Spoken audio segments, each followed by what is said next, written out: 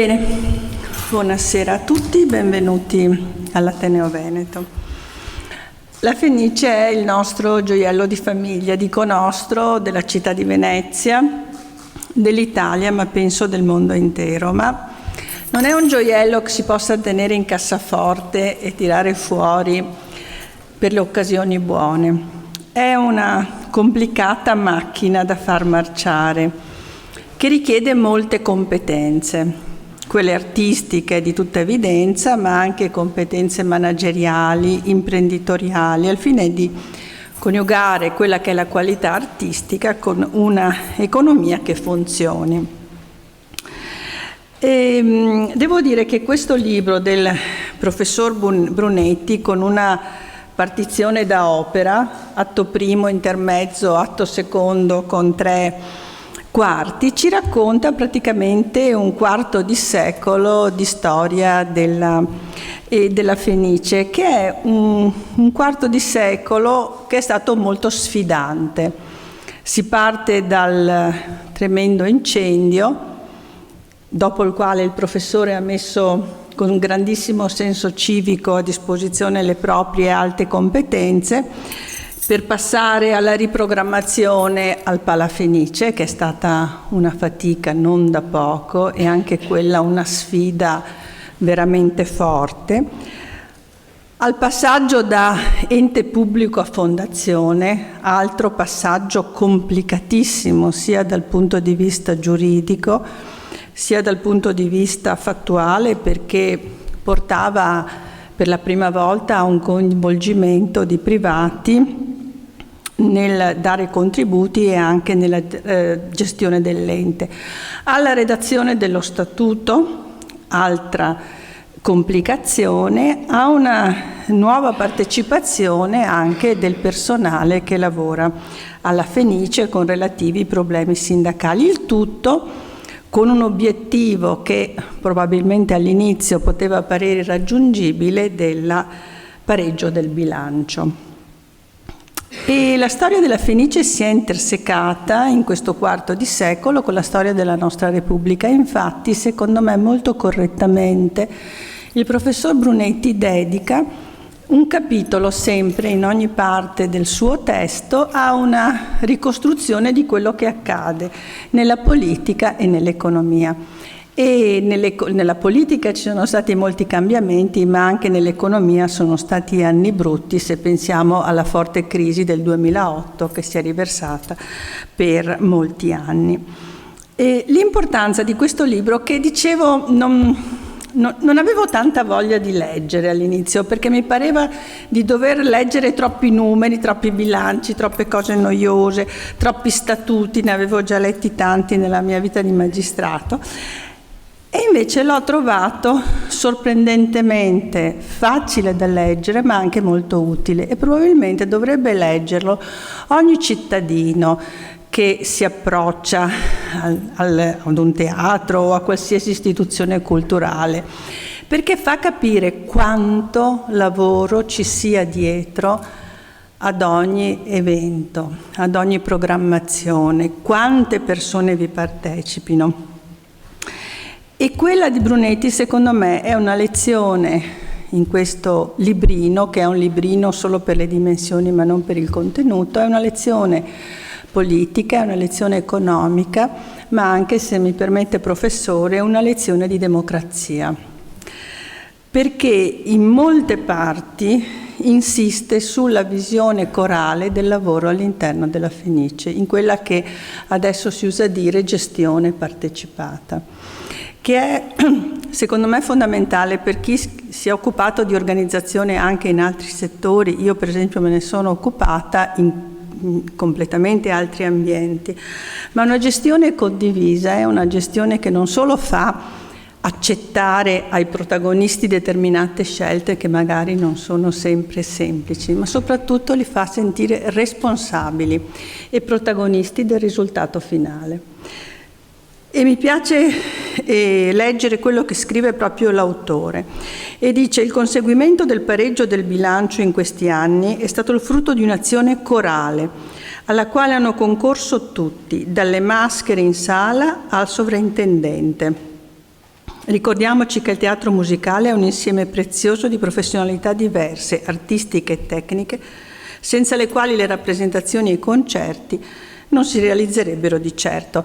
E in una simpatica e positiva sinergia, l'ex sovrintendente Chiarot dice che lei metteva il naso nelle cose artistiche come appassionato di opere e Chiarotti invece era diventato tutto calcoli e numeri per mettersi nei suoi panni.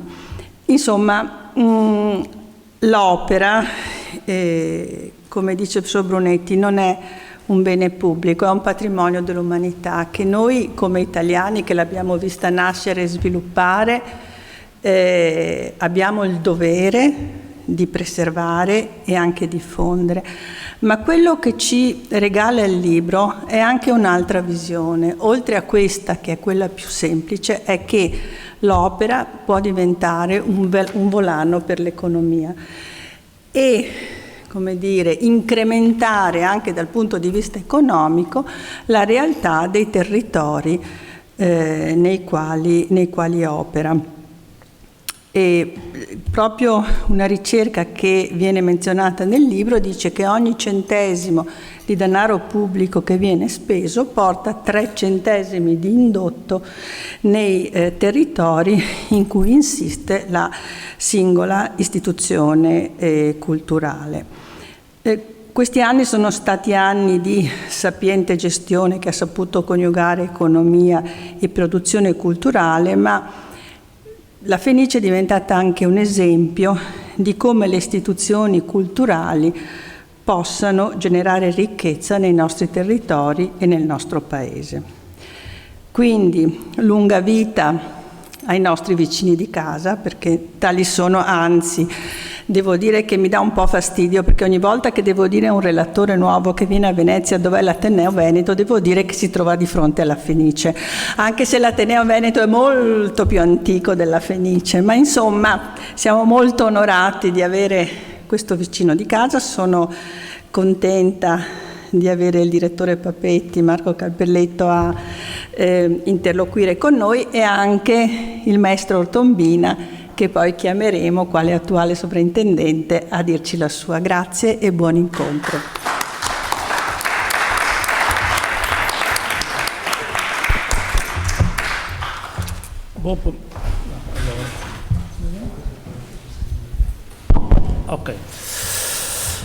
Buon pomeriggio, grazie per l'invito. La presentazione, il libro un po' vi è già stato presentato.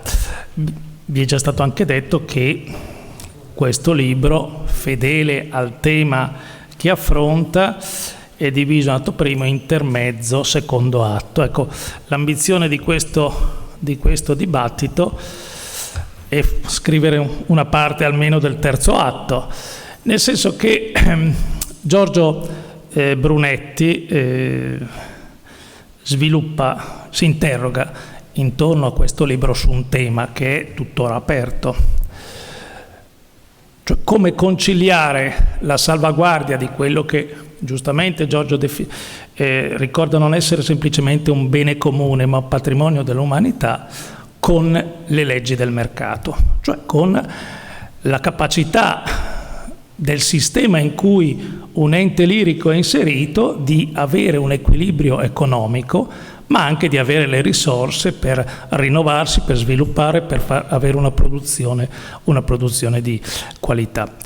Il libro, nel suo sviluppo, di cui poi parlerò, ha questo filo rosso che di volta in volta viene risolto, o perlomeno di volta in volta, attraverso il racconto di episodi, di personaggi e di atti che Giorgio fa nel suo libro, viene per così dire avvicinato. Però il problema resta.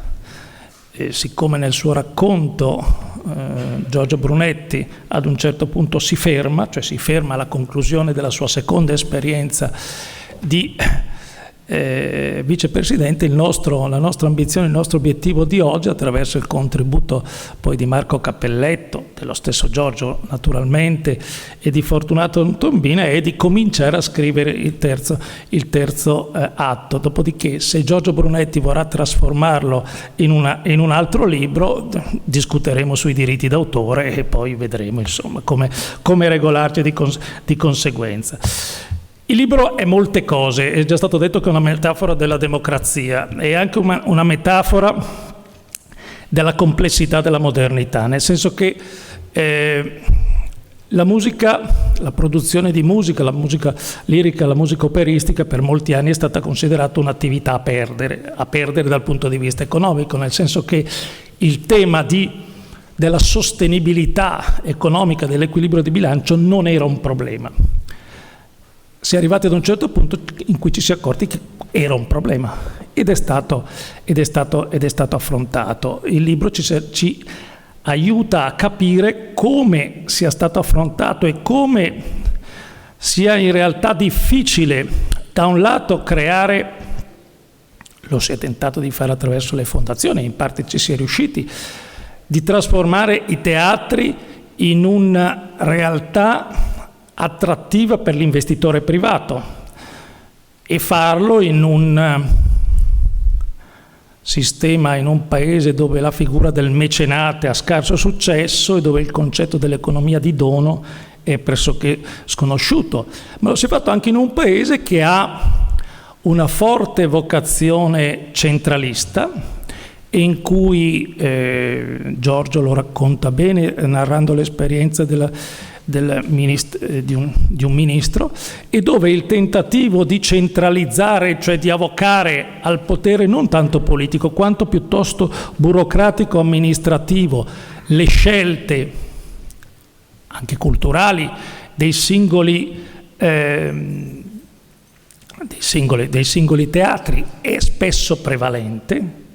E quindi da un lato c'è l'esigenza di garantire attraverso un flusso economico pubblico e privato l'azione, la produzione, la qualità dei teatri, ma dall'altro c'è anche garantirgli l'autonomia, perché l'elemento economico non è disgiunto da questo elemento. Tanto più un teatro è in condizione di garantirsi un equilibrio economico e una sua capacità di produrre, non dico reddito, ma di le condizioni per fare investimenti, tanto più avrà una libertà culturale, ha una libertà di immaginare nuove produzioni, di immaginare stagioni, di creare novità, cioè di dare un'offerta più variegata e più articolata al suo pubblico e al pubblico potenziale. L'altra cosa che contraddistingue questo libro, che pur parlando di un pezzetto di Venezia, di un pezzetto molto importante, molto prestigioso, noto in tutto il mondo, che è la Fenice, in realtà ci racconta un pezzo importante degli anni recenti di storia veneziana. Il libro è popolato da ricordi, da citazioni di personaggi, di realtà di questo territorio, come per esempio il giornale che io pro tempore dirigo, ma non solo perché Giorgio è un editorialista del mio giornale, ma perché per esempio ricorda che in un passaggio ricorda che di essere diventato, anzi di diventare consigliere d'amministrazione della Fenice, lo scoprì non perché qualcuno glielo comunicò, ma perché lo lesse sul Gazzettino, e lui la mattina dopo chiamò il sindaco dicendo: visto se avevi effettivamente questa intenzione, cioè secondo me lo chiamò per sapere se era vero. In realtà lui poi, siccome è un signore elegante, disse che chiamò il sindaco per dire: ma potevi anche dirmelo, comunque sono contento di essere. Però ci sono anche delle figure che sono state importanti nella storia della città della Fenice, che sono state importanti anche per il mio giornale, che occupano intere pagine come quella di Mario Messini. Ci sono i diversi sindaci, ci sono molti altri protagonisti della della vita della città, non li ricordo tutti perché ne dimenticherei qualcuno, quindi non voglio fare dei torti a nessuno, e visti in una prospettiva diversa, cioè non visti nella prospettiva della politica politicata, non visti nella prospettiva di come gestiamo il turismo, ma come salvaguardiamo, perché questo è formalmente il termine, una risorsa così importante non per la città, perché certo che la Fenice è una realtà importante di questa città, ma la Fenice è un patrimonio come minimo del paese, ma in realtà qualcosa di più. Cioè, se, come dice giustamente, e come è stato ricordato anche prima dalla Presidente, l'opera lirica è un patrimonio dell'umanità, se questo è uno dei tempi di questo patrimonio dell'umanità, allora capite che il valore di questa realtà non può essere ristretto ai pur importanti, celebri e assolutamente di livello mondiale confini di questo territorio, ma un valore più importante. Per questo quando si parla di finanziamenti, l'importanza di una realtà di questo genere ha questo peso e ha questa importanza. Quindi ci sono secondo me molte ragioni per leggere questo libro. Se qualcuno non ha tempo, non ha voglia di leggerlo tutto, perché io condivido il fatto che tutti lo dovrebbero leggere, secondo me sarebbe sufficiente se lo leggessero alcuni, di cui non facciamo né nomi né cognomi, ma magari poi li possiamo suggerire. Però direi che il passaggio fondamentale di questo libro lo troviamo a pagina 63, non lo dico perché è riporta un intervento che nel 2009 Giorgio ha pubblicato sul mio giornale, ma perché in questo intervento sono proposti tutti i quesiti, gli interrogativi, i dubbi e anche le ansie probabilmente che rispetto al presente e al futuro della Fenice ha Giorgio Brunetti. Ecco, se avete lo stesso dubbio che aveva prima la Presidente, cioè non avevo molto voglia di leggerlo, ecco, fate così, partite da pagina 63, leggete quell'intervento e poi vedrete che vi viene voglia di leggere anche le altre pagine. Grazie.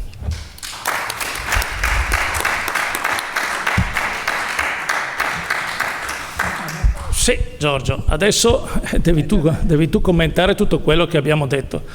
Essendo tu un professore puoi anche redarguire me sicuramente, vedi un attimo poi. Non ho questo stile. Comunque, grazie innanzitutto sia del fatto che parliamo di questo libro. Io volevo ringraziare innanzitutto la Fenice, in modo particolare il sovrintendente, che naturalmente mi ha aiutato a realizzarlo concretamente, però mi domando perché mi sono messo a fare sto libro. Ecco, bel problema. Allora, prima cosa, io ero amante, del teatro, no? Poi mi sono anche avvicinato alla musica, ma io ero amante del teatro e quindi è stato sempre un mio sogno andare dietro al palcoscenico, vedere cosa avviene dentro. Era un desiderio immane che avevo.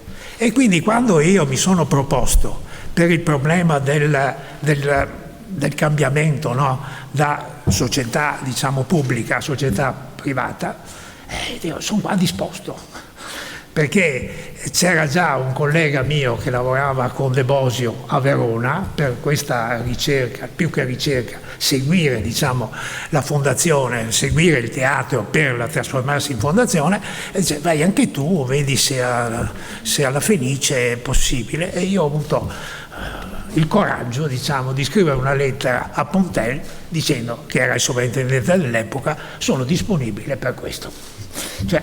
Raramente faccio operazioni di questo tipo perché non è nella mia natura, ma siccome ero spinto da questa voglia di vedere come funziona il teatro, ti immagini, era un'occasione d'oro che io ho colto. Ecco. Allora, andiamo a un discorso, al secondo tema, allora quindi l'amore per il teatro, quindi è questo. Secondo, io durante quei 2 periodi che sono stato vicepresidente alla fondazione, ho sistematicamente raccolto tutti i verbali e ho messo da parte, e tutti gli appunti che via via facevo. Perché non si sa mai. No, non era assolutamente un discorso di quel tipo, è un discorso che volevo tener conto di quello che avveniva.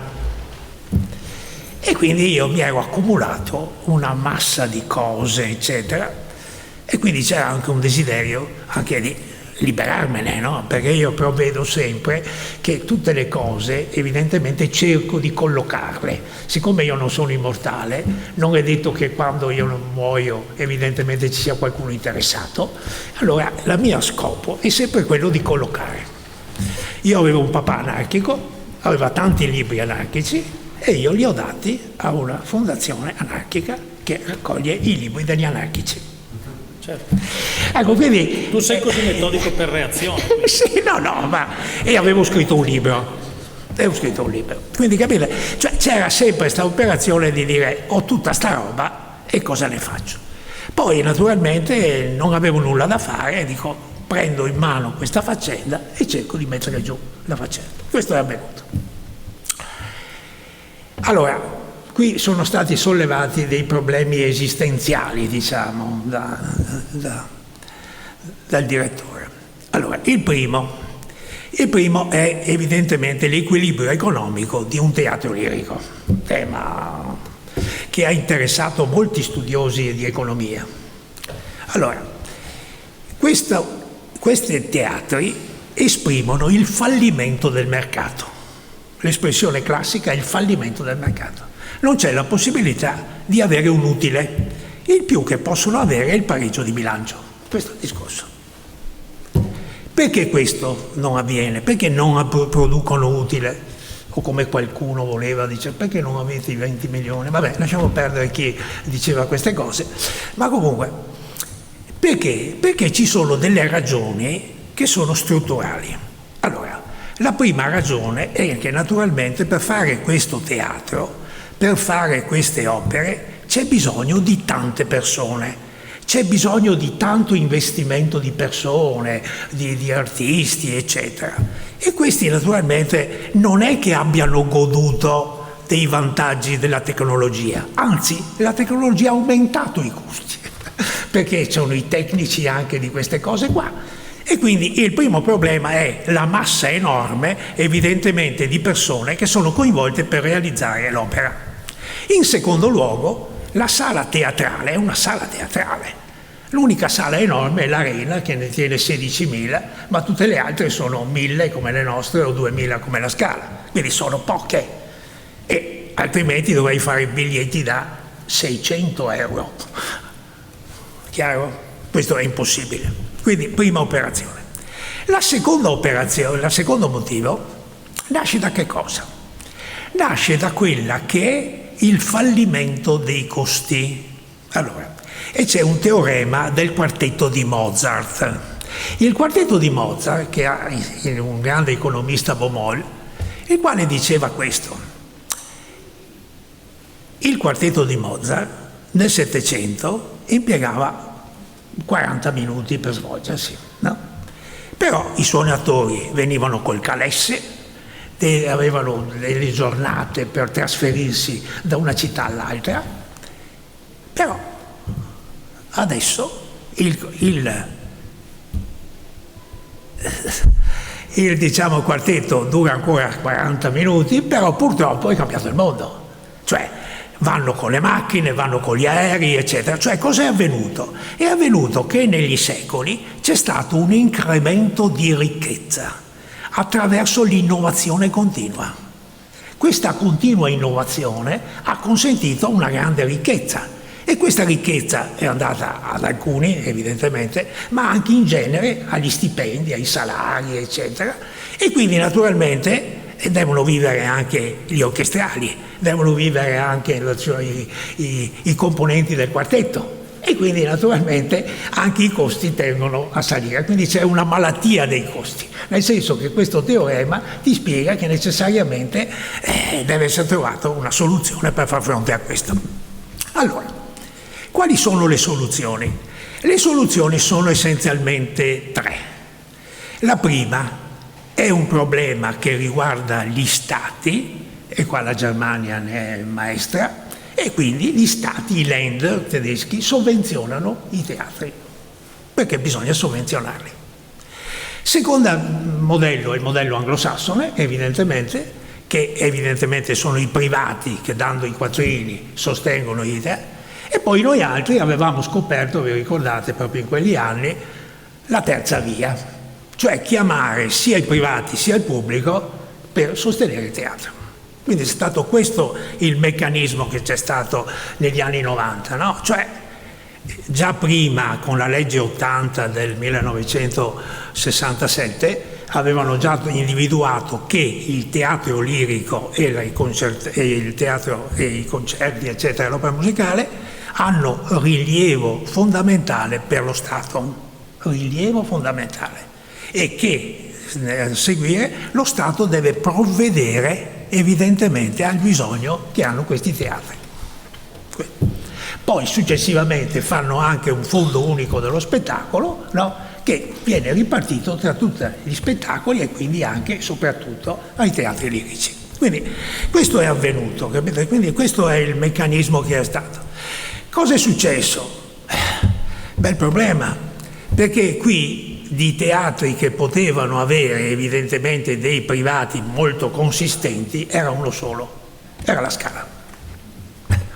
Tanto è vero, io raccontavo prima, che era nato nella Cariplo, verso l'inizio del Novecento, degli anni 90, in cui era avvenuto naturalmente la trasformazione delle casse di risparmio che avevano fatto nascere una SPA e nel contempo non erano diventate fondazioni, no? Ricordate, questo era il meccanismo che avveniva.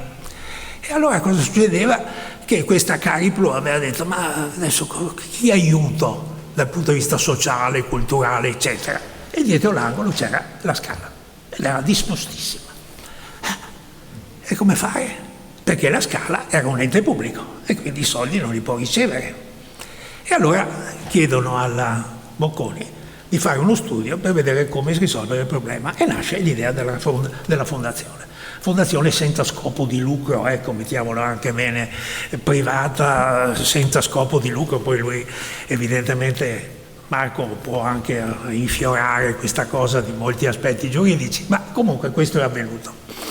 E quindi il primo decreto che viene fuori per trasformarle in fondazioni dice: quando avete i privati potete diventare fondazioni private, ma se non li avete, niente. Un marasma capita nell'ambito dei teatri lirici, e poi alla fine, nel 98, tutti i ope legis diventano fondazioni private, con l'obiettivo di arrivare a trovare i fondatori privati. Ecco, noi altri, diciamo, ritornando alla Fenice in modo particolare, con grande azione e con l'aiuto essenzialmente della Fondazione Carive, che all'epoca si chiamava Carive, quella della Fondazione di Venezia, siamo riusciti, insieme con quella essenzialmente, ma con altri, a fare evidentemente, a trovare quel 15%, quel 12% del FUS che era necessario perché evidentemente si avesse un rappresentante dei privati in consiglio di amministrazione. Questa è stata un'operazione brillante che è stata ottenuta, diremo, in quegli anni. L'altro aspetto importante invece, riprendo ancora il pareggio di bilancio, perché quello è un tema che abbiamo affrontato e che darei molto la parola a Marco, perché quando naturalmente abbiamo nel 2010 avuto come presidente il nuovo sindaco di Venezia Giorgio Ossone, abbiamo formato un consiglio di amministrazione molto coeso.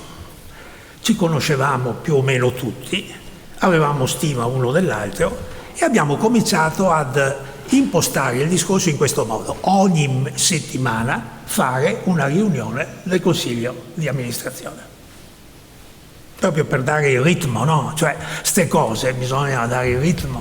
Per fortuna avevamo anche una coesione, no? Nell'ambito del teatro, perché tutti si sono dedicati anima e corpo, infatti, su questa operazione, e si comincia ad attuare una strategia che in parte era già iniziata all'epoca della sovrintendenza Vianello, cioè quella di mettere assieme di fatto la stagione con il repertorio, cioè riprendere dei titoli che erano stati lanciati negli anni precedenti e ripeterli negli anni successivi. Vi dico 2 titoli che come spettatori sapete bene: la famosa Traviata, che ha raggiunto, adesso sentiremo dal sovrintendente quante repliche, e il famoso, chi era? Quello di Rossini, Il Barbiere di Siviglia. Cioè, una roba. Allora questa operazione strategica meravigliosa evidentemente ha consentito in 3 anni, in 4 anni, di andare da 70 a 120, 140 opere all'anno. Mostruoso, mostruoso. E il botteghino ha cominciato a essere interessante. Adesso si è arrivati anche adesso, siete sui 10, no? 9-10 milioni, ecco, capite? Cioè, una cosa. Quindi in realtà cosa ha significato quegli anni là? Ha significato l'intervento di 3 stampelle, come scrivo nel libro, 3 stampelle che sono state alla base di questo. Primo, il contributo dello Stato, il quale, strano a dirsi, bellissima sta cosa, viene fuori la legge Bray che dice per la ripartizione del FUS il 50% deve tener conto della produttività, cioè di quanto lavorate. Ci ha risolto i problemi, capite? Ci ha risolto i problemi. In secondo luogo, i contributi pubblici, quindi allora diciamo essenzialmente lo Stato, poi anche il Comune. Il Comune è stato sempre molto pronto a quell'epoca di aiutarci. Io ero con l'acqua alla gola verso novembre, dicembre, vi ricordate? Andavo dal sindaco, trovare qualcosa, dei soldi, eccetera, per poter arrivare al pareggio, capisci? La seconda stampella, importante anche quella, erano i privati. Perché in un certo momento i privati, anche con qualcuno sul quale si potrebbe mettere qualche velo, infatti sono diventati 2 o 3, no? In quell'epoca, 2 o 3, bravissimi. Cioè, quelli che hanno problemi erano poi quelli che finanziavano. Piace il discorso. Non perché spirito, no? Cioè, avendo qualche problema era meglio anche dedicare qualche contributo al... Vabbè, lasciamo perdere. No, perché bisogna anche dirle queste cose. Non dire così perché sennò poi non arrivano più. E vabbè, ma no, sono anche scomparsi, capisce, questi qua. Per quello dico nel periodo, perché solo in quel periodo, dopo non li abbiamo più visti, sono scappati via. Vabbè. Ma il terzo elemento, allora il secondo elemento era rappresentato, diciamo, seconda stampella era rappresentata da questa strategia che avevano adottato, quindi il botteghino era sotto l'attenzione continua, la cassa. Come va la cassa? No, perché c'era l'attenzione alla cassa, no? Allora andavo dal direttore amministrativo, allora come si va? Mi migliora la cassa, no? E infine il terzo, bisogna dirlo, la partecipazione di tutto il teatro a questo sforzo enorme, perché bisogna dirlo, no? Perché in quell'epoca non solo, diciamo, il consiglio di amministrazione, ma erano tutti che erano coesi per raggiungere questo traguardo, no? Mi ricordo che ogni volta, ogni incontro di consiglio di amministrazione, io dicevo lo stato di avanzamento delle cose. E in novembre e dicembre erano, la fanno, per 3 anni la fanno. Perché questa gente, che naturalmente sono i 300 persone tutte, si sono impegnate da matti, perché oltre a questo sono state fatte delle opere che erano non frequentate, no? A Frichen, quanto lavoro avete fatto? No?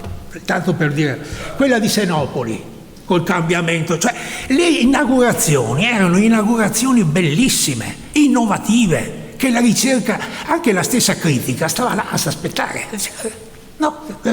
Poi Boccanegra, Simone Boccanegra, cioè una cosa meravigliosa, e qua il grande lavoro naturalmente del direttore artistico, naturalmente di trovare queste opere. Mi ricordo con l'Africain quanto avete studiato, perché era un'opera che era secoli che non la presentavano, non secoli, ma anni, anche secoli, ma vabbè, comunque, capite? Quindi questo lavoro è stato, poi ha fatto il festival estivo, altro lavoro, poi la tournée in Giappone, altro lavoro ancora, cioè una cosa. Poi ha fatto l'atelier in cui ha coinvolto il conservatorio, l'Accademia di Belle Arti, l'università, per fare delle rappresentazioni che erano le 5 opere o operette, non so come si potrebbero chiamare, di Rossini. Ecco. Cioè, capite, in 3 anni c'era una mole di lavoro enorme, no? Abbiamo qui un testimone che ha vissuto in prima persona questo tema, quindi capite. Questo è quanto diremo, adesso mi fermo qua perché sennò io vado. Bene, grazie Giorgio.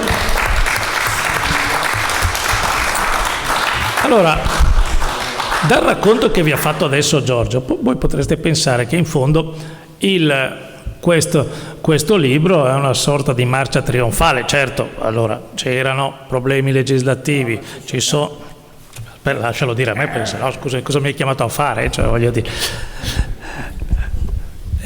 una sorta di marcia trionfale. Sì, c'erano i problemi legislativi, insomma, diciamo così, il mecenatismo non è una pratica diffusa nel nostro paese, ci sono le tentazioni centralistiche dei burocrati che tenderebbero a dirigere la politica culturale del paese. Ci sono stati alcuni incidenti di percorso di vario genere che hanno reso complicata la governance perché l'hanno modificata in corsa. Ci sono stati alcuni finanziatori che insomma verosimilmente erano diventati finanziatori più per il bene loro che della musica o della Fenice, però insomma tutte le cose, tutto sommato è andata bene. In realtà se voi leggete il libro, come vedrete, chi l'ha già letto lo sa già, chi lo leggerà lo scoprirà, in realtà contiene molte sottolineature critiche non solo rispetto a quello che è successo, ma rispetto anche a quello che si poteva fare.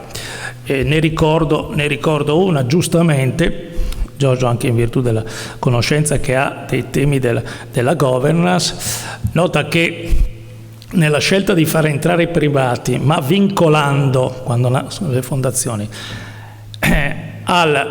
un impegno finanziario di 3 anni, la presenza di un investitore privato a cui si concedeva in cambio la nomina di un consigliere d'amministrazione su 7, insomma non era una grande disponibilità nei confronti dei privati. Probabilmente c'era dietro una decisione di questo genere, c'era un retropensiero, c'era insomma il dubbio che forse i privati, questa non era roba di privati, o comunque c'erano dei pregiudizi forse ideologici in questo senso. Però è vero, se ci pensiamo, io ti chiedo, privato, di finanziarmi e di finanziarmi per 3 anni, cioè quindi di impegnarti in modo economico, in modo consistente, e ti do la possibilità di nominare un consigliere su 7, cioè di non contare niente. Perché questo poi, per chi conosce i meccanismi. Quindi, ecco, sottolineature come queste che fanno riflettere, francamente io non ci avevo mai pensato. Il libro è molto ricco. E quindi adesso con Marco Cappelletto, prego, ma certamente. No? Allora, sì, giusto, benissimo. Allora, funziona? Sì, perfetto. Allora, l'elemento che mi dava disturbo in tutti questi anni era l'invasione, diciamo, del Ministero, sempre. Sì, ma l'ho fatto capire. L'ho fatto capire. Sì, ma io posso dare una testimonianza mia, personale. Un fastidio da pazzi, perché tu approvavi lo statuto 1 anno per definire, ma la roba è impressiabile. Se voi guardate tutte le date che ci sono, io mi sono dedicato alle date, ai numeri, proprio per dare l'idea del lavoro che era in atto, no? E non ha senso che io, Consiglio, approvi lo statuto adesso e aspetti un anno oltre per avere l'approvazione. Ma una roba inaudita, inaudita. Noi avevamo i privati, diciamo il gruppo di privati, li abbiamo fatti attendere un anno abbondante, 1 anno e mezzo, prima di dire guardate adesso possiamo iniziare. Ma dai, è una roba schifosa, scusate l'espressione. Pensate, e chiudo, che la legge Bray aveva impostato il suo discorso addirittura con un controller che doveva passare ogni trimestre nei vari teatri ad accertare se stavano avviando il pareggio di bilancio. Un commissariamento, ricordate? Per fortuna in sede del Parlamento sta qua è stata tolta, perché comunque c'è il rappresentante, il magistrato della Corte dei Conti, il presidente del collegio sindacale, per esempio. Per legge. Cioè il branchio, cioè, capite? Vabbè, scusami. No, perché bisogna anche dirle queste cose qua, no?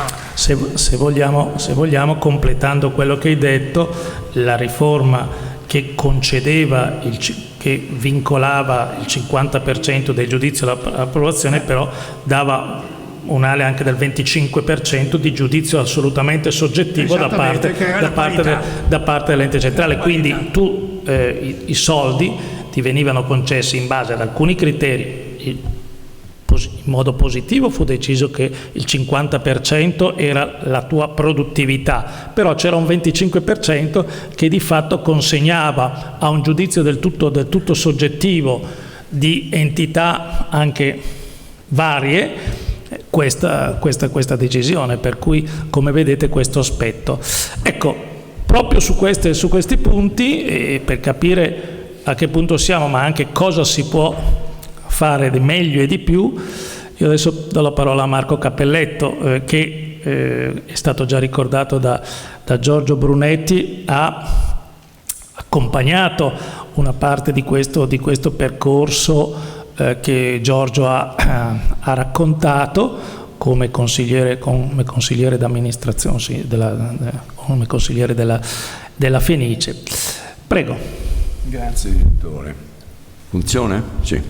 Allora, andante con brio, perché Giorgio Brunetti ha scritto un libro diviso in parti, atti e tempi. Facciamo un'ouverture brillante, speriamo di non...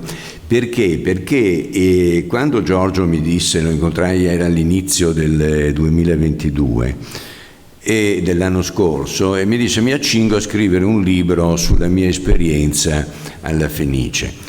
Io capii subito, conoscendolo da mo', che se lui avesse dato ordine, sistematizzato e dato anche una sequenza temporale da suo, mi pare 20 anni, no? Che ti occupi di questi argomenti, eccetera, poi abbiamo avuto degli intensi e interessanti 4 anni insieme in consiglio di amministrazione, io avevo, come dire, avuto subito la certezza, antivedendo che se lui avesse sistematizzato questi suoi 20 anni nella vicenda della Fenice, sarebbe stato capace, e lo è stato, di fare affiorare tutto quello che è il perimetro di una gestione, di una che oggi si chiama elegantemente governance, di una fondazione lirico-sinfonica. E lui ci è riuscito benissimo, per cui questo libro, che è immeritatamente chiamato libretto, invece dovete proprio leggerlo, perché attraverso una sociologia del quotidiano, come direbbero gli americani, la sua esperienza non solo accademica ma anche di operatore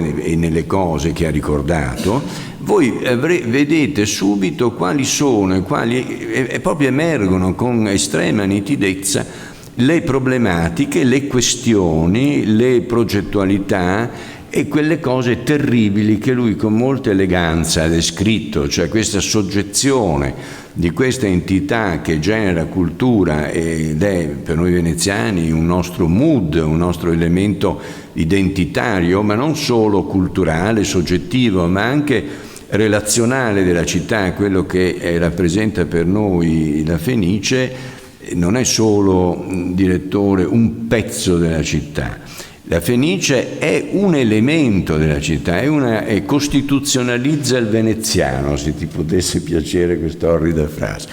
Nel senso che... Orrida non mi piace. Orrida non ti piace, ne ero certo, però tiene presente, cioè è un nostro modo, una nostra modo di esistere, di partecipare e di relazionarci non in termini mondano-sociali, ma proprio è una relazione formativa della città. Bene, detto questo, andante con brio, il professor Brunetti, ma anche il direttore con estrema chiarezza, hanno ricordato quali sono i problemi di una fondazione lirico-sinfonica. Allora io, quando mi hanno rivolto questo invito molto gentile, portare il mio contributo di esperienza come nella Fenice e sugli teatri lirici, la prima cosa che mi sono chiesto, e non l'avevo mai fatto Giorgio, è di andare a ricostruire il percorso normativo del nostro legislatore. E la cosa che adesso con grande velocità vi riassumerò, ma la cosa che colpisce è che stiamo parlando, direttore, di cose oggi, in questo preciso istante, che erano le stesse cose di quando? Del 1882, del Codice del Commercio. Ti lo ricordi? Il Codice del Commercio del 1882. Se avete la pazienza di seguirmi per 3 minuti, vi faccio tutto il percorso normativo al 2023. Promesso 3 minuti prima di essere censurato dal direttore.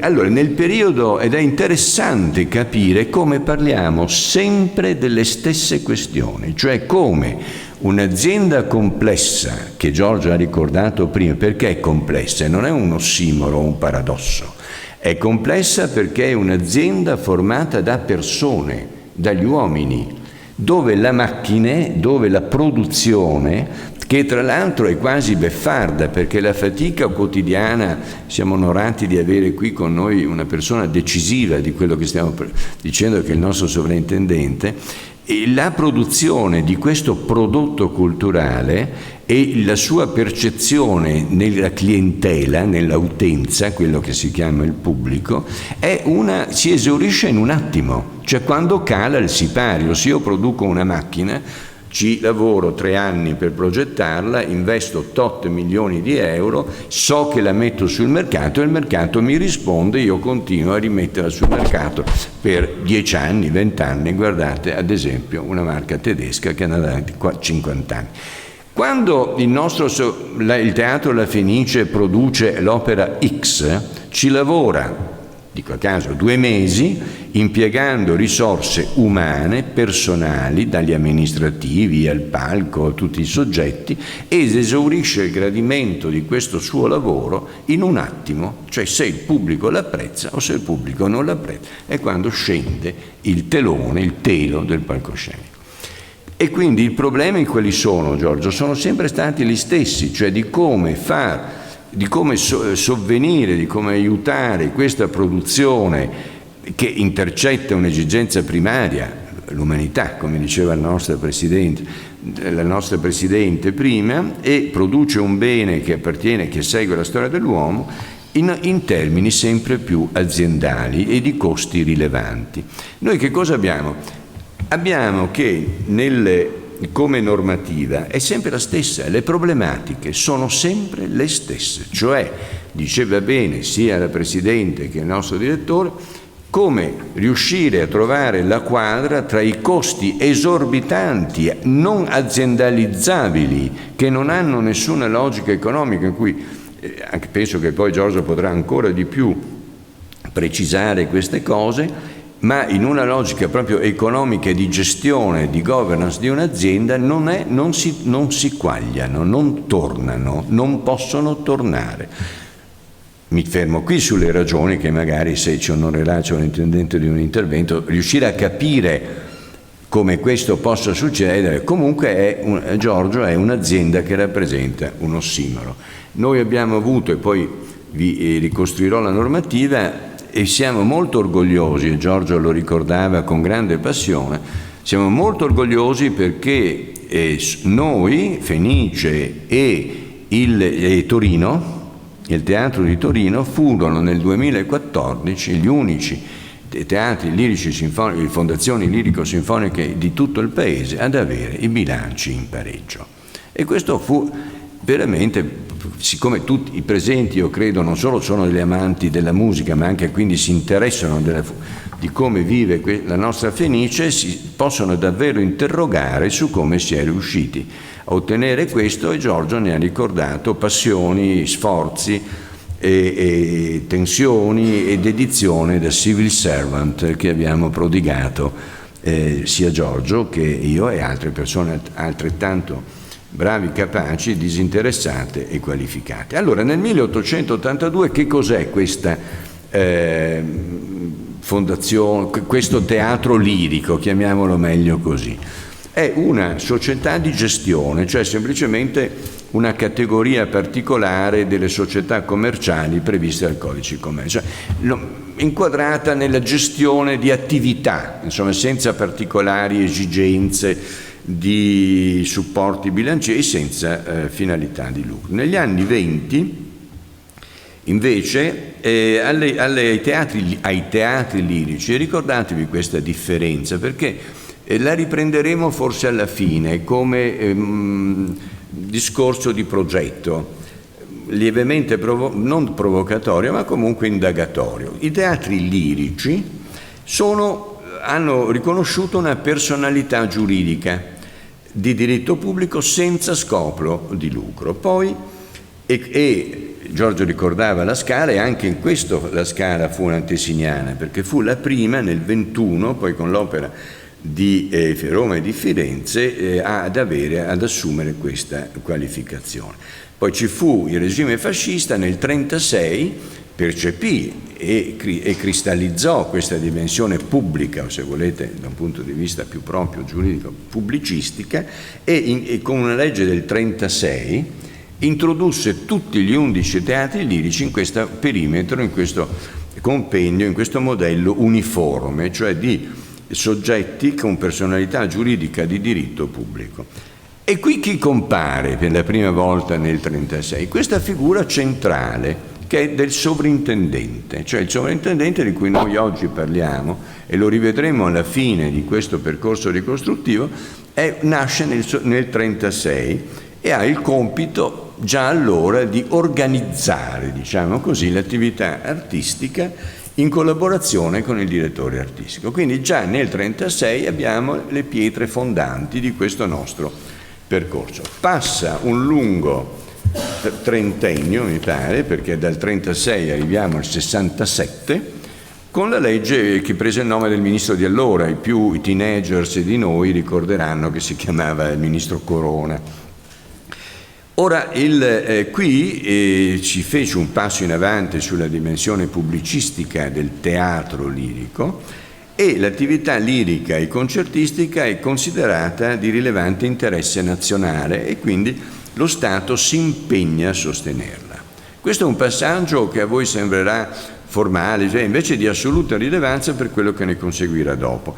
Gli enti lirici all'epoca sono 11. Gli enti lirici, quindi abbiamo i teatri lirici, poi abbiamo queste persone, questi soggetti con personalità giuridica pubblica, e poi abbiamo questi enti lirici. Cosa fece la nostra generosa Italia? Diede 12 miliardi di lire a ciascuno di questi enti, 11 enti lirici, i quali ne fecero, non so se è elegantissimo dirle, strame, non so, il termine più esatto fu carne di porco, e entrarono in una situazione che noi chiameremo, la nostra Presidente magistrata lo chiama fallimentare, assolutamente proprio di default totale.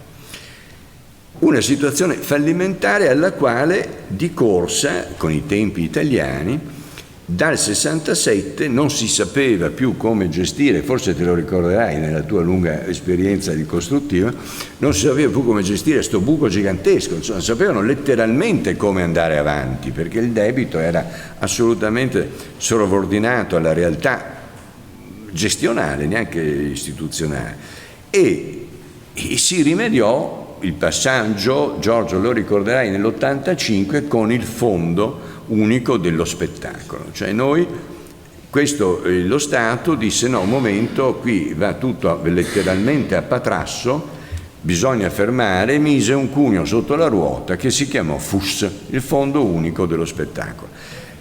Perché è rilevante? Perché non solo lo Stato si impegnò a finanziare questo mercato della cultura, ma questo stanziamento è inserito nella legge finanziaria con cadenza triennale, quindi si vagheggiò, un piccolo vagheggio iniziò un discorso di programmazione, cioè se io ti faccio questa cosa.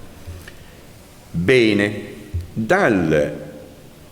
riparati i guasti non più gestibili si arriva al 96, da dove prende le mosse tutto il percorso che è stato fatto, che con grande sintesi ed efficacia la stessa nostra Presidente nel presentare il libro ha subito centrato, come poi ha anche ulteriormente coltivato il direttore.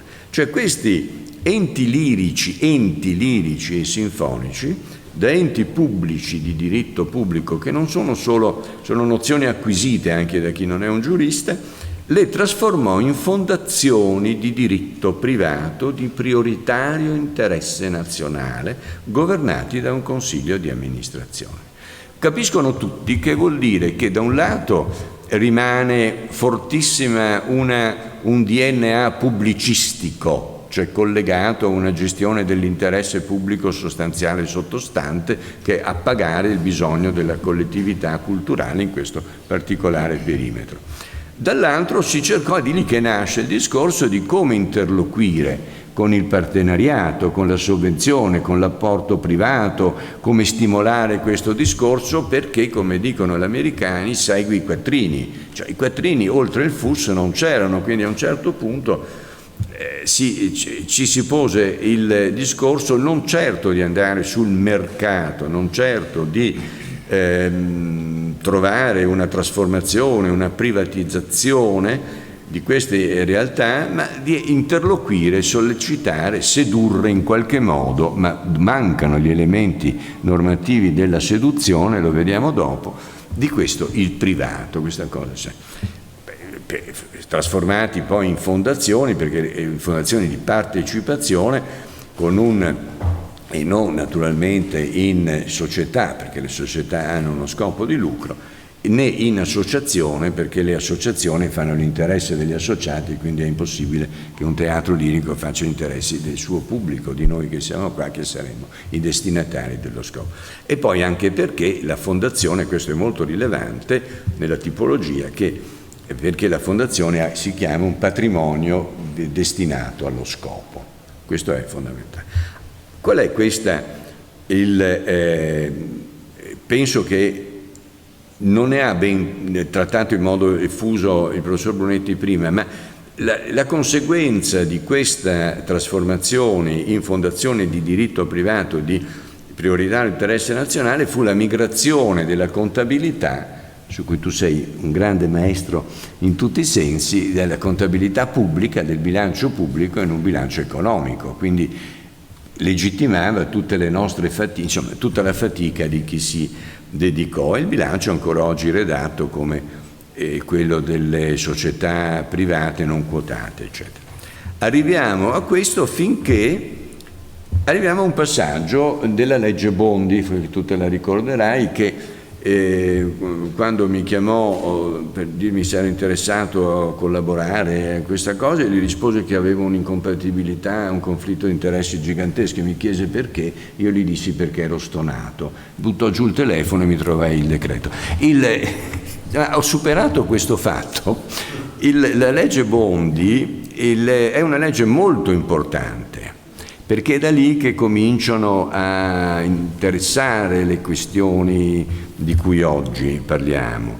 Perché la legge Bondi, al netto di una sua sovrabbondanza, soprattutto dovuta alla fase parlamentare di conversione, ha trattato tutti gli elementi che sono identificativi di questa cosa.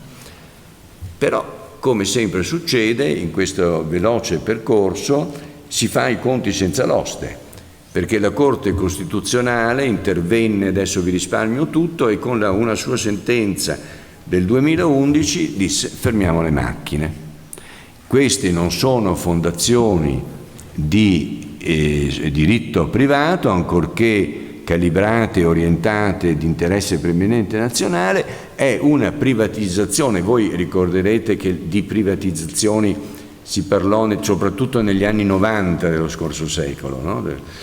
Bene, disse, mi dispiace, fermiamo le macchine. I teatri lirici, le fondazioni lirico-sinfoniche sono fondazioni essenzialmente che realizzano finalità essenzialmente dello Stato. Quindi mi dispiace, tutto questo deve essere riconsiderato. E quindi già c'era un accenno ricostruttivo di Giorgio Brunetti quando spiegava il modello tedesco, il modello inglese, britannico, americano e il modello italiano.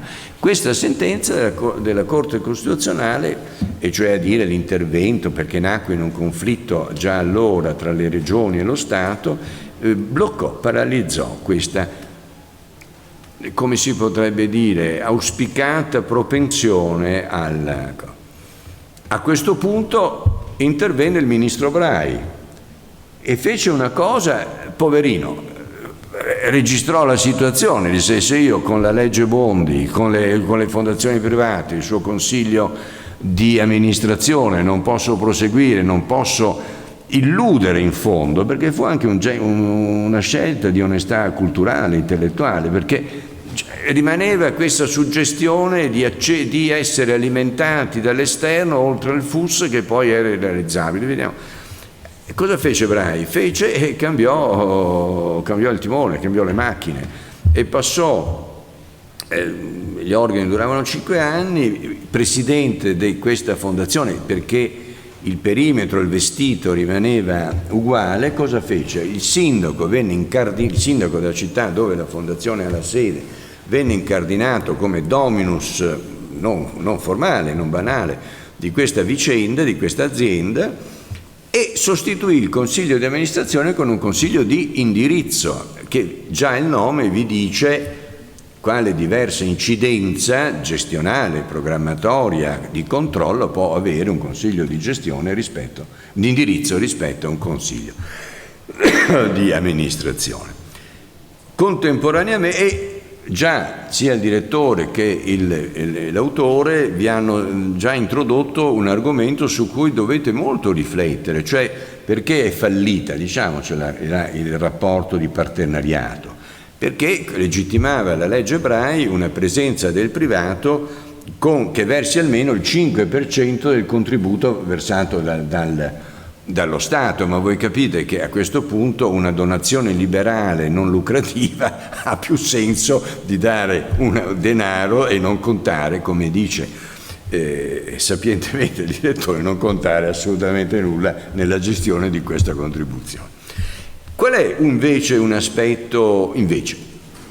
degli aspetti di questa legge Brai importante? È la figura del sovrintendente, perché il sovrintendente, dovendo non più dialogare in termini molto intensi, ti ricorderai, con il consiglio di amministrazione, ma dovendo solo interloquire con un consiglio di indirizzo, questo sovrintendente, e riprenderemo, e vorrei che anche poi magari qualche riflessione su questo punto venisse fatto, la figura del sovrintendente, che vi ricorderete nacque nel 1936 come organizzatore che accompagnava culturalmente questo teatro lirico. Questo sovrintendente diventa l'unico organo di gestione, aprendo una serie di problematiche che credo anche lì, non solo chi si occupa di queste robe, ma anche chi passa per caso si pone come problema: come fai a gestire? E questo lo vediamo dopo. Ci fu questo fondo di dotazione vincolato alle attività statutarie, vi fu introdotto questo fondo di gestione per la correntezza e con l'obbligo del pareggio di bilancio e poi con altre questioni ancora.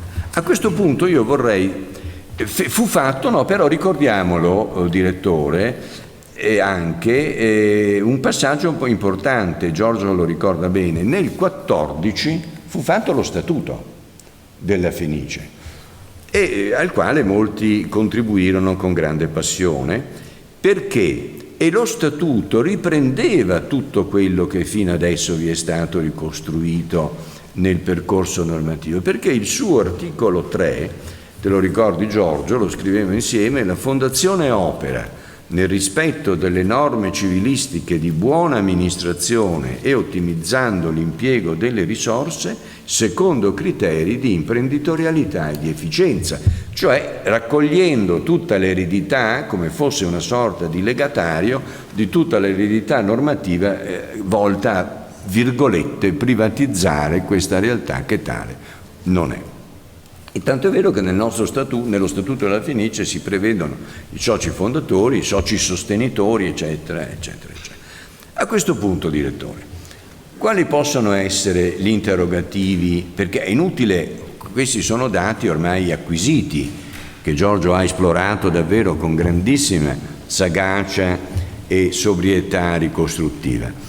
Ma quali possono essere le questioni oggi per una fondazione? Perché ormai il passato remoto, prossimo, il presente e quello di qualche giorno fa ci è chiarissimo davanti, è ricostruito in modo chiaro, e davvero leggete questo libro, perché leggendo questo libro voi capite giorno dopo giorno in 20 anni cosa vuol dire amministrare, gestire una realtà di questo tipo, che in fondo rimane sempre come la pallina di un flipper che va da un punto all'altro e torna sempre poi al centro. Seguite i soldi che non ci sono, come ottenerli e ottenere invece risultati di eccellenza che sono raggiunti. Che, insomma, forse Fellini sarebbe più adatto di un giurista, non lo so. Allora, quali sono i problemi? No, dimenticavo una cosa però che va detta. Ci fu un periodo molto positivo nel quale la Fenice interloquì con efficacia con la Fondazione Bancaria di Venezia. Fu un periodo interessante e te lo ricordo. L'ha ricordato e te lo ricordi perché? Perché costruimmo FEST.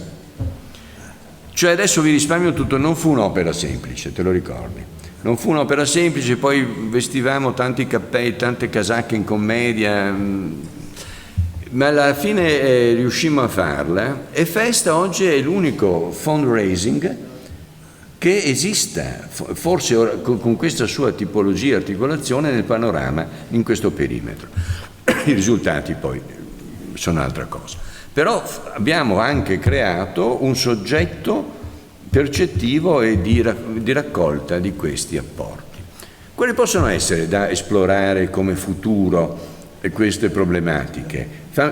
Il nostro arbiter subito farà. Ora, i problemi sono, secondo me, tra l'altro, chiudendo il discorso che abbiamo fatto... È l'unico caso di giocatore che decide quando l'arbitro deve fischiare, ma comunque... insomma, abbi pazienza. L'altro problema invece molto carino è anche uno, perché questo default dell'apporto privato? Perché la fiscalità non è premiale. Io vi ricordo che quando andai una volta al Metropolitan a New York, feci la figura, rimasi basito, cioè ti offrono la brochure dell'opera, aprite il libretto dell'opera, che cosa, e vedete scritto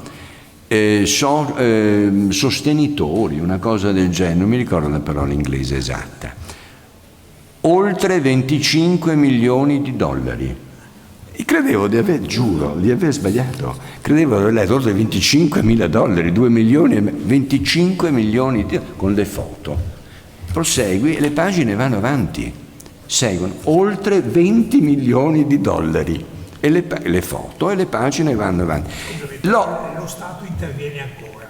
Questo non lo so, ma non lo so, finché arrivate alle ultime pagine con 5.000, 10.000, e l'opera che viene presentata sono 4 pagine con i cantanti, eccetera. È molto divertente, forse non solo. Allora, quali sono i temi che dobbiamo vedere? Il ruolo del sovrintendente è un ruolo monista o duale?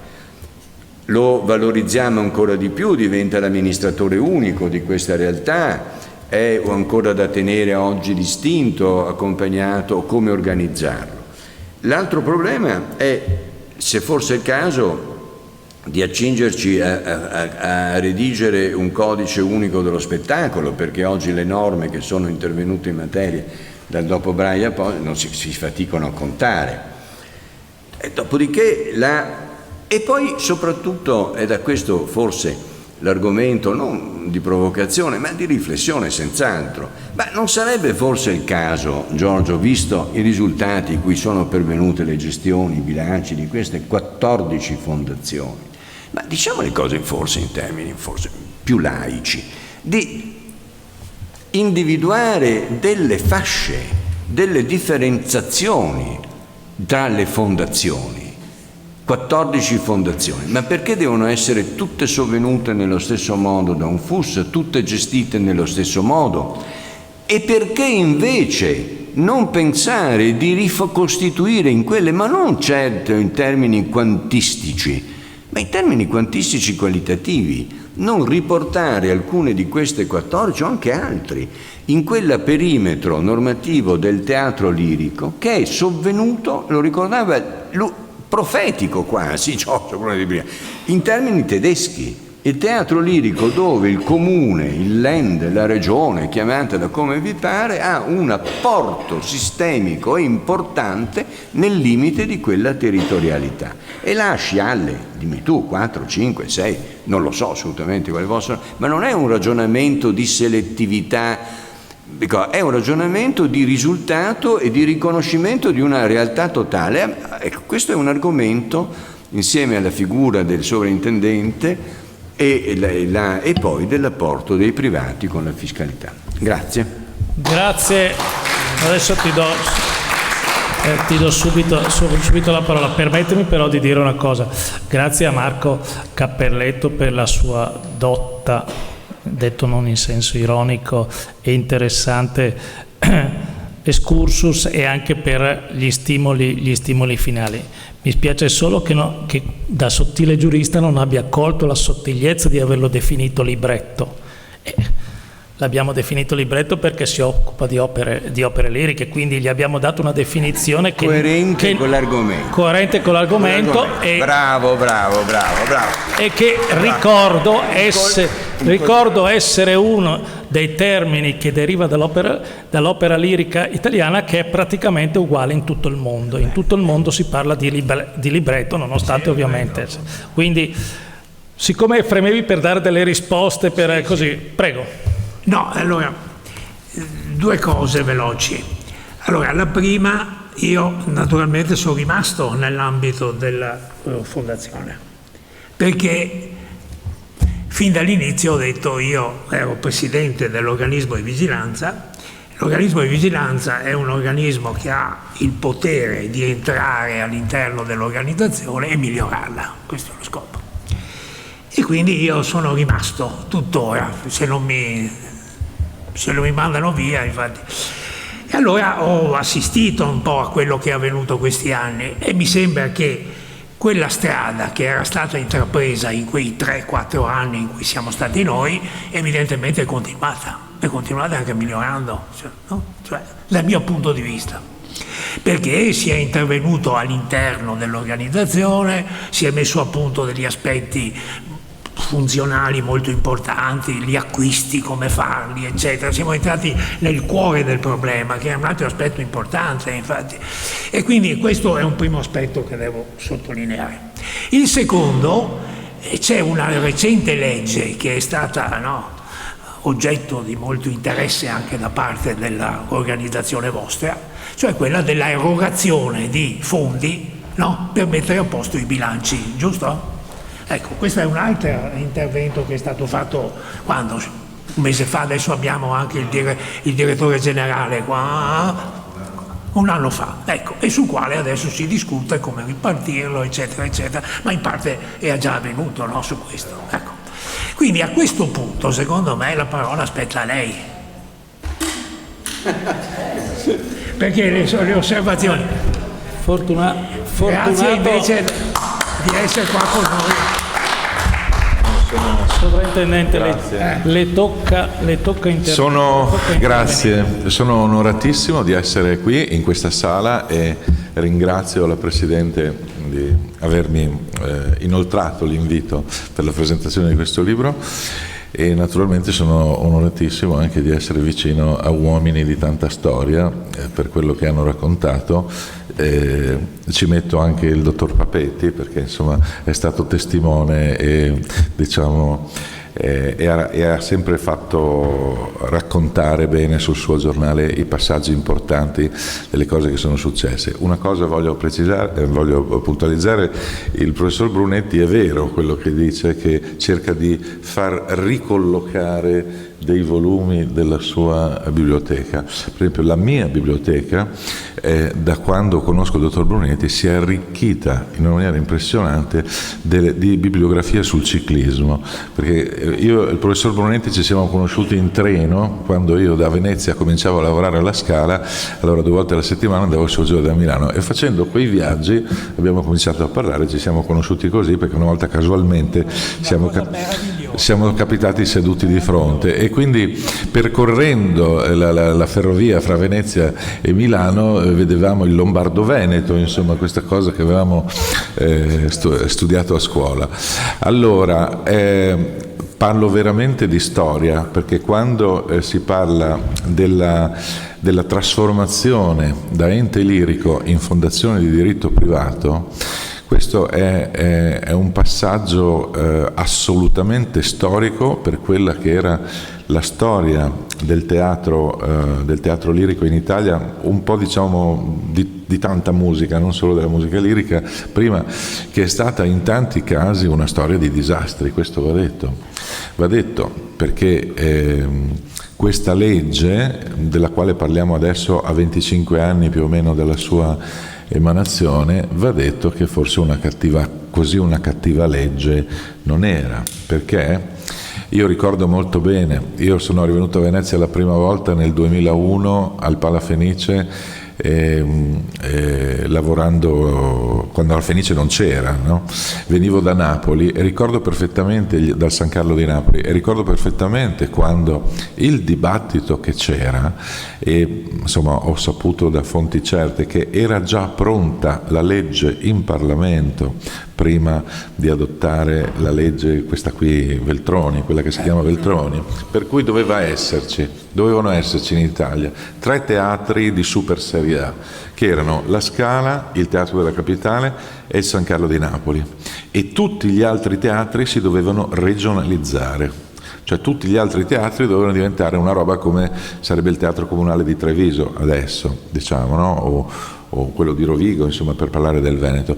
Quindi se dopo 25 anni siamo ancora qua con tutte le fondazioni invece che continuano ad avere, grazie alla trasformazione in fondazione, continuano ad avere lo Stato come socio di maggioranza, perché comunque lo Stato ci dà quasi la metà del nostro bilancio ancora, insomma, no? Vuol dire che una cattiva legge non è stata, perché è vero quello che dice Marco Cappelletto, no? Quando si va al Metropolitan si vede il nome da quello che tira fuori 25 milioni a quello che tira fuori $25, cioè, dopo quello non hanno la fotografia ma solo il nome. È vero che in America c'è il principio della detassazione dei soldi che si donano, non c'è sul 65% come qui da noi, ma c'è sul 100%, quindi c'è stata una scena che è avvenuta al Metropolitan quando Ronald Reagan, quando era presidente, al Metropolitan, nel foyer del Metropolitan, si è inchinato davanti all'amministratore delegato della Texaco, perché la Texaco era diventata il main sponsor del Metropolitan di New York, e fino a qualche anno fa, quando si ascoltavano le dirette dal sabato pomeriggio, le trasmettono ancora le dirette delle recite dal Metropolitan, senti l'annunciatore che dice Texaco Metropolitan Opera House Season 22-23, cioè il nome dello sponsor era così. Senza quello sponsor il Metropolitan non sarebbe andato da nessuna parte, perché lo Stato americano sa benissimo di non dare nulla al Metropolitan, e quindi il presidente, con un fare molto civico, con un forte senso civico, perché sapeva benissimo qual è invece l'importanza del Metropolitan per la cultura americana, si inchinava davanti a quello che ne rendeva possibile la sussistenza. Dopodiché bisogna dire anche un'altra cosa adesso, perché quando sono arrivato a Venezia ero il più giovane di tutti, adesso non è più così, insomma ne ho vista tanta, ho visto tanti ponti e tanta acqua passare sotto i ponti, diciamo. Però diciamoci la verità, di questo vituperato paese con tutto quel male che si vuole dire, ma in America oltre al Metropolitan che cosa c'è? Cioè, parliamoci chiaro, in America se escludiamo il Metropolitan e molte spanne sotto, l'Opera di Chicago e l'Opera di San Francisco e l'Opera di Los Angeles, però per tutto il resto ci sono, pensate a Vancouver, c'è una compagnia d'opera che esiste come compagnia ma che deve affittare il teatro cittadino per farci la stagione, cioè stanno dentro 3 mesi e poi chiudono e si rivedono l'anno dopo. Qui ora abbiamo, e vedo anche l'architetto Fabbri che ha preso parte alla ricostruzione della Fenice e di tanti teatri in Italia, cioè il patrimonio che abbiamo è un patrimonio immenso al quale dobbiamo tutti guardare con grande senso di orgoglio. Dall'altra parte, diciamo, tutti i passaggi amministrativi che ci sono stati passaggi molto importanti, perché un tempo c'era il teorema che produrre di più costa di più, no? Questo era quello che si diceva, ogni volta, ma è possibile che, insomma. Poi mi ricordo una volta con la sovrintendente Vianello, insomma, c'era nel 2008, vi ricorderete tutti, c'era stata la crisi, quella economica pazzesca, per cui vi ricordo una volta che il sovrintendente, per dirmi che mi avrebbe tolto 1,5 milioni sulla stagione che avevo già fatto, mi aveva invitato a pranzo, no? E doveva dirmi una roba talmente grossa che non si fidava a dirmela in ufficio, mi ha voluto invitare a pranzo perché fu una cosa senza pari. E quella volta là abbiamo deciso invece di giocare in difesa, di cambiare, di manomettere questo principio per cui produrre di più costa di più, dipende da che cosa si produce. E poi il senso sempre di andare a cercare le risorse, diciamo, come dei rabdomanti, laddove sempre ci possono essere. Io ricordo benissimo quando sono arrivato a Venezia dalla Scala nel 2007, i 2 sovrintendenti che mi hanno preceduto, cioè Vianello e poi Cristiano, che era all'epoca, che mi dispiace che non ci sia oggi, autore di una bellissima introduzione in questo libro, mi hanno detto: ma sai Fortunato, ero venuto dalla Scala come direttore artistico, ti preghiamo, cerca di pensare ad una nuova Traviata, perché questa nuova Traviata di Carsen è andata così male, devi pensarne una nuova. E io ho detto: aspetta un attimo, proviamo invece di cambiare la regia della Traviata, proviamo a farla dirigere ad un direttore che ci creda, e secondo me ci rivelerà delle cose di questa Traviata che nessuno di noi ha ancora capito. Naturalmente alludevo al maestro Chung, che da quella volta ha cominciato a venire, e quindi, diciamo, col passare del tempo siamo riusciti a trovare dalla biglietteria i soldi che gradualmente lo Stato e tutti ci hanno tagliato. Poi è verissimo il passaggio, naturalmente, quando fu istituita la fondazione per la fondazione bancaria di Venezia, è stato adesso i rapporti stanno un po' cambiando, ma comunque insomma è stato una cosa, assolutamente un partner importante. Però va anche detto che ora, pensando bene a quel periodo là, il tema ad esempio di mettere insieme l'Arena con la Fenice, di cui ho sentito parlare molto una decina d'anni fa, così. Sì, se ne parlava tanto di questa cosa qui.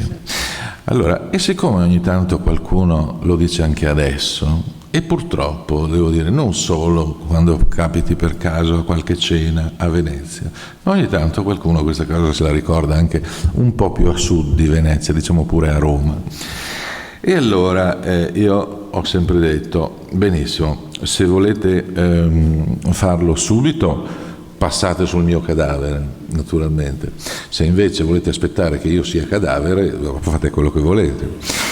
E questo perché purtroppo quando si parla di Paolo Baratta, che voi avete conosciuto tutti meglio di me perché siete stati, io non sono veneziano come sapete e sono molto onorato di essere stato accolto in questa città, dice, lui aborriva il termine sinergia, perché dice quando un politico ti dice di creare sinergia è perché vuole portarti via dei soldi, e aveva ragione in questa cosa qui. E allora sai, la Fenice e il Veneto è l'unica regione che ha 2 fondazioni liriche, però devo dire la verità che da quando abbiamo adottato questo modello produttivo venendo avanti abbiamo raggiunto un livello di produttività per cui adesso risulta più difficile anche fare discorsi di questo genere. Grazie. Bene, grazie Fortunato. Giorgio, vuoi aggiungere qualcosa? No, basta. Basta, abbiamo finito. Basta. No, vabbè, scusa, non è che il pubblico non deve essere ucciso, no? No, questo no, però. E quindi è meglio sì, che naturalmente dopo un certo livello di evidente, se no assistiamo a una sinfonia, no? Degli addii in cui tutti vanno via e rimane. No, bisogna assolutamente. Quando si parla bisogna fare attenzione che nessuno gli cade la palpebra e che nessuno si alzi. Alla prima palpebra che cade o si cambia il tono o si dichiara la fine delle E in questo senso facciamo. Bene, allora a questo punto abbiamo finito, basta. Buonasera a tutti. Basta così, no?